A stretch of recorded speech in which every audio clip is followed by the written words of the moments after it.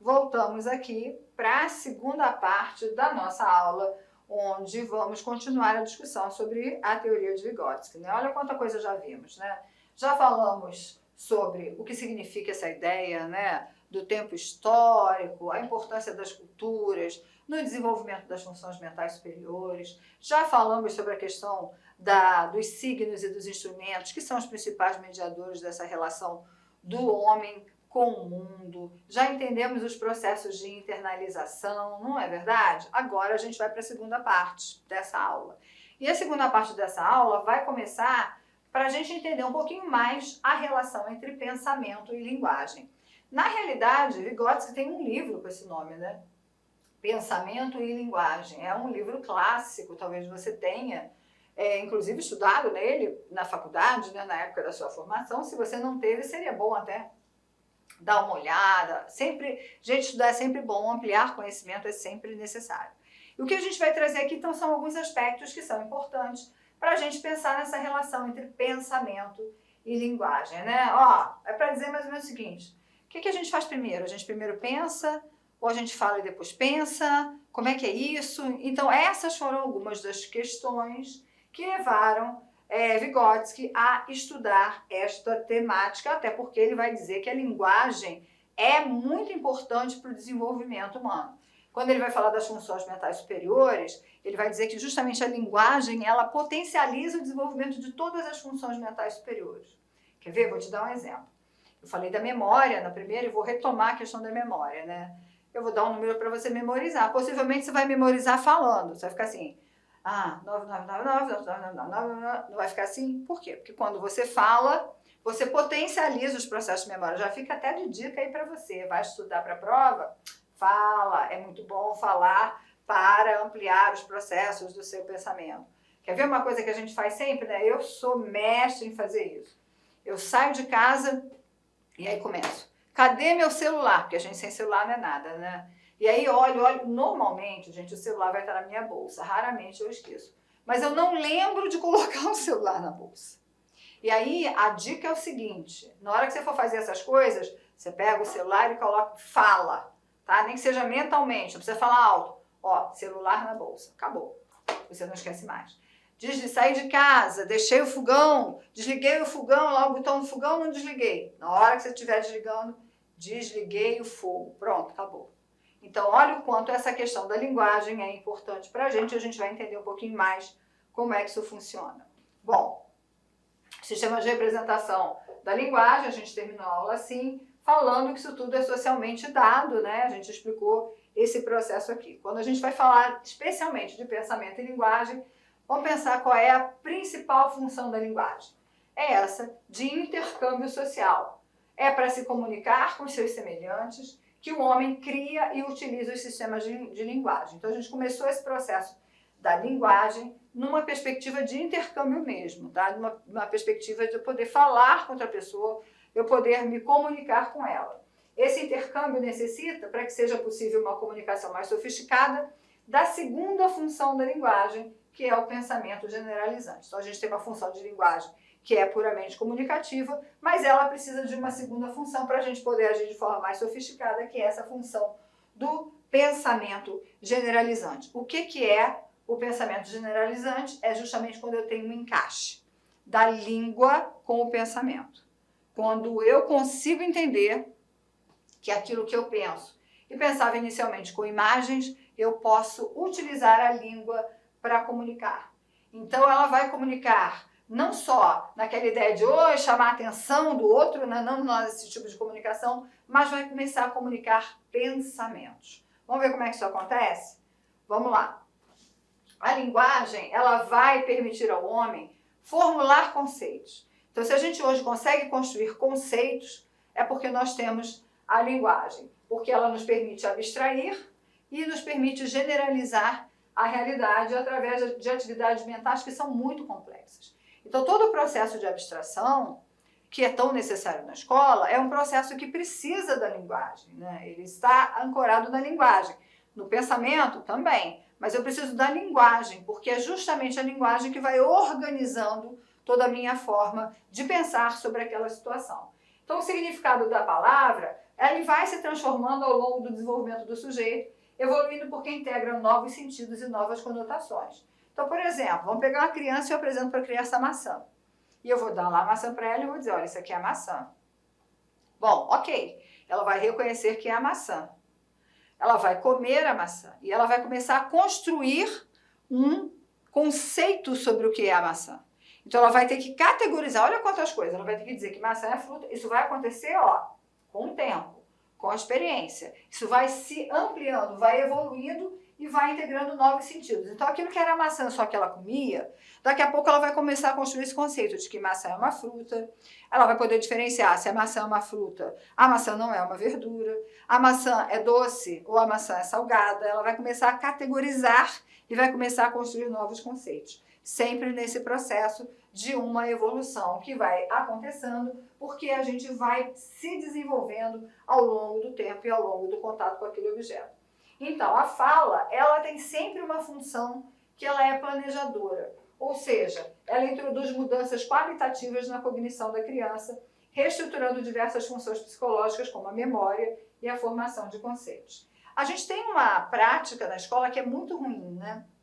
A escola tradicional gosta de aluno calado, gosta da prática do cálice, você só pode falar a hora que eu mando. Na perspectiva do desenvolvimento, na perspectiva das aprendizagens, pela teoria vigotskiana, isso é a pior coisa que poderia acontecer. Porque quanto mais eu falo sobre aquela temática, mais eu organizo o meu pensamento sobre aquele tema e mais eu aprendo. É sempre nessa ideia. Por isso que hoje muitas escolas vêm reformulando as suas práticas pedagógicas, tirando o aluno daquela condição total de passividade, né, de ser um sujeito passivo, unicamente respondente, e colocando a criança numa situação de argumentação, onde a criança vai pesquisar e vai falar sobre matemática. Mesmo que ela não fale tudo corretamente, mas ela precisa falar dentro da experiência que ela tem.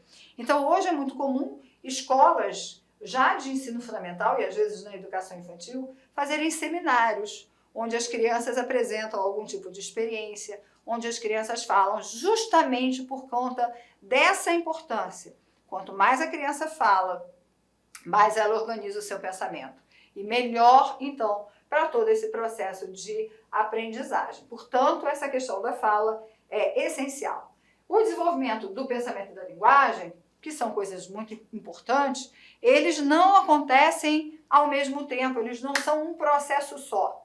Na realidade, eles têm origens diferentes e eles vão se desenvolvendo segundo essas trajetórias que são diferentes e que são completamente independentes. Vamos pensar no bebê.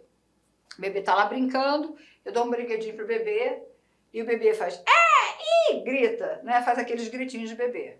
Isso é fala, ó, esse é o primeiro exercício, né? Ele já sabe que ele pode produzir sons, ele vê as pessoas produzindo som e ele começa a exercitar. Às vezes ele está brincando e está gritando. Então ele está lá num brinquedinho de encaixe. Ele consegue encaixar lá a forma no lugar correto. Então eu sei que o pensamento dele também está se desenvolvendo.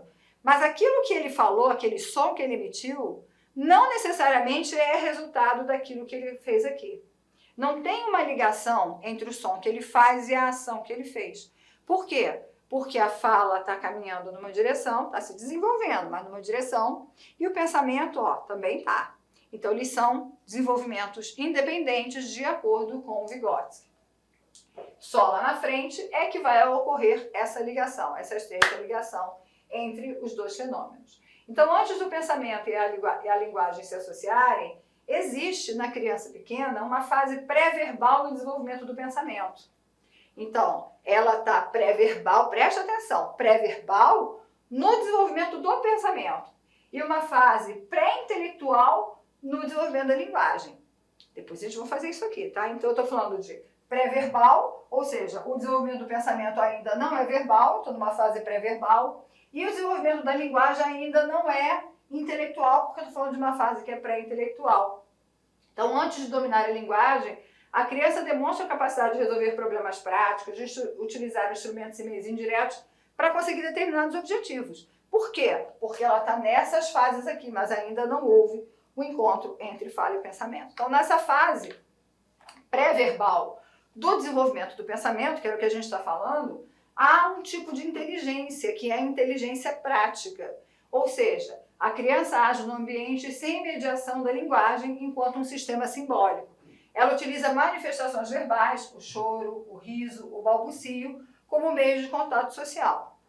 Na fase pré-intelectual do desenvolvimento da linguagem agora, né, o que acontece? A fala se torna intelectual quando ela ganha uma função simbólica generalizante. E o pensamento se torna verbal, mediado por significados dados pela linguagem. E isso aqui vai acontecer em torno dos 2 anos de idade, quando a criança descobre que aquilo que ela pensa pode ser falado.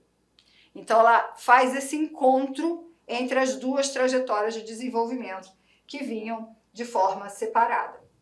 Então, eles vão seguindo essa sua trajetória até que em determinado momento do desenvolvimento, seus caminhos se unem, surgindo então o pensamento verbal e a linguagem racional. Então, o pensamento verbal é isso que eu estou falando, e a linguagem racional, ou seja, eu uso a minha linguagem para expressar esse pensamento. E é tão interessante que se a gente for pensar no pensamento da criança, a criança pequena, ela pensa, só que ela não pensa com palavras. O pensamento dela é dessa inteligência prática. Como é que ela encaixa aquilo ali? Como é que ela separa as coisas? Como é que ela está pensando isso? Ela não está pensando com palavras do jeito que a gente pensa, mas ela está pensando. Quando ela começa a fazer essa situação de pensar utilizando as palavras, é que a gente tem um amplo processo de desenvolvimento. Olá, meus amigos, minhas amigas, sou o professor Lac. Inicialmente eu quero pedir licença aos seus estudos, mas essa videoaula do YouTube é uma videoaula demonstrativa, é uma videoaula demonstrativa. Para quê? Para que você conheça os nossos professores, para que você conheça os nossos cursos aqui da Lá Concurso. A Lá Concurso é uma empresa matogrossense, uma escola cuiabana, prepara você para concursos públicos aqui do estado do Mato Grosso e também do Brasil todo. Mas nós somos especialistas em concursos aqui do nosso querido estado do Mato Grosso. Até porque que nós somos uma empresa cuiabana. E claro que nós aqui da Lá Concurso, nós preparamos aí um rol de cursos online específicos para o concurso da Prefeitura de Itiquira. Específico, você vai encontrar somente aqui na Lá Concurso. E papo reto, garanto para você, se você estudar, né, com bastante dedicação, com determinação, cumprir todas as nossas orientações pedagógicas, garanto para você que você ficará muito competitivo para o concurso de Itiquira.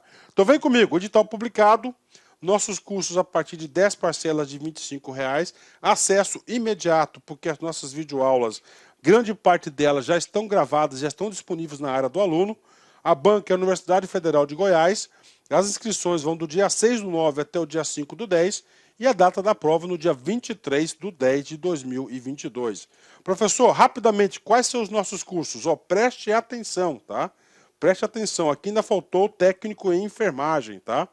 Temos aqui nível superior, conhecimentos comuns 10 de 25, analista administrativo 10 de 35, analista jurídico 10 de 35, auditor de controle interno 10 de 35, contador 10 de 35, enfermeiro 10 de 35, faltou aqui, tá, o técnico de enfermagem também que é 10 de 35, professor conhecimentos comuns, área pedagógica, nível médio e técnico de informática, 10 de R$30 aqui. Então, esses são os nossos cursos online. Cara, gostou? Quer continuar assistindo essa videoaula? Quer ver melhor? Vem fazer o nosso curso completo aqui da Lá Concurso por apenas esse investimento. Cara, não tem como ficar de fora. Vem estudar conosco aqui na Lá Concurso.